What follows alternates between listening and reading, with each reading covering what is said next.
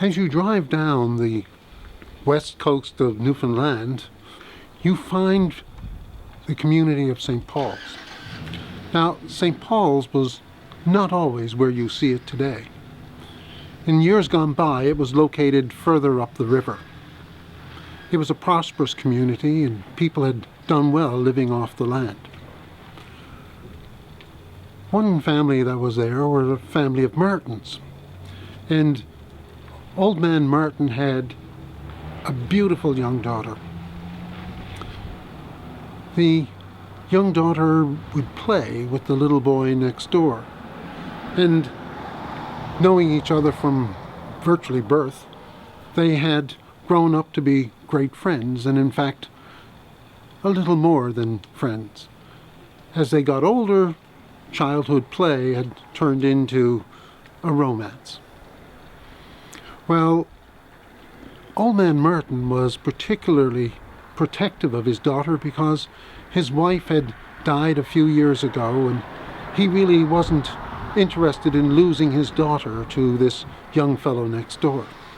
So he sent her away to be in service. Now, that meant that she would leave the community and travel elsewhere along the coast, perhaps even as far away as St. John's, to be a servant for some wealthy family. Well, the young lad next door, he took it upon himself to keep an eye to Old Man Martin, who in his older years had become far more grouchy and grumpy than he should have been, perhaps. But the young boy, well, he disregarded that, and some days he brought him wood, some days he brought him water, some days he brought him a meal. He never ever forgot the old man. Well, as time progressed, the old man became ill. And as his condition worsened, he was convinced that he should call for his daughter to come home. And so she did, and nursed her father to his dying days.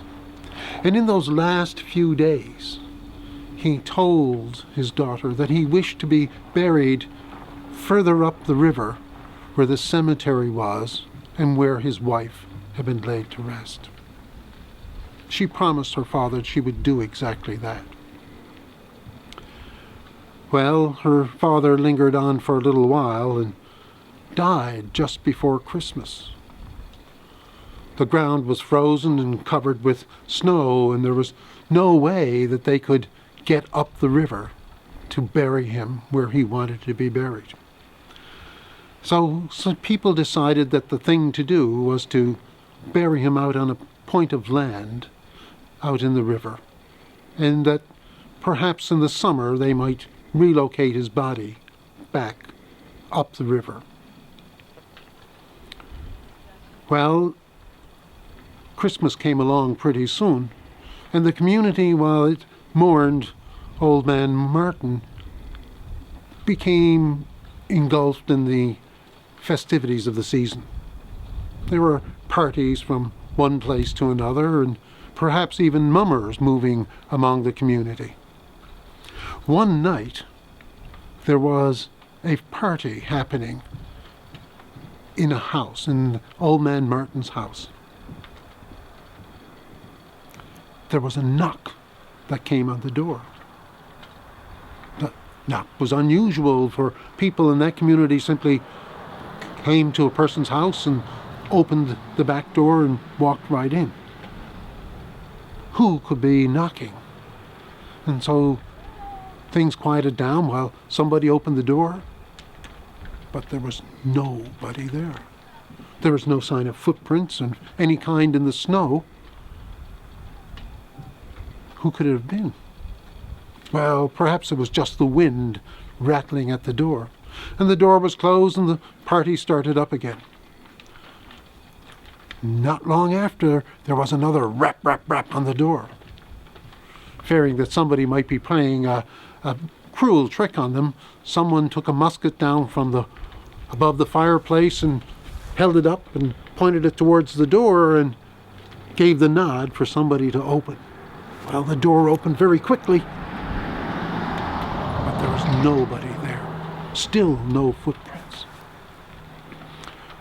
People began to talk among themselves, and someone suggested it was Old Man Martin who was coming back for the party.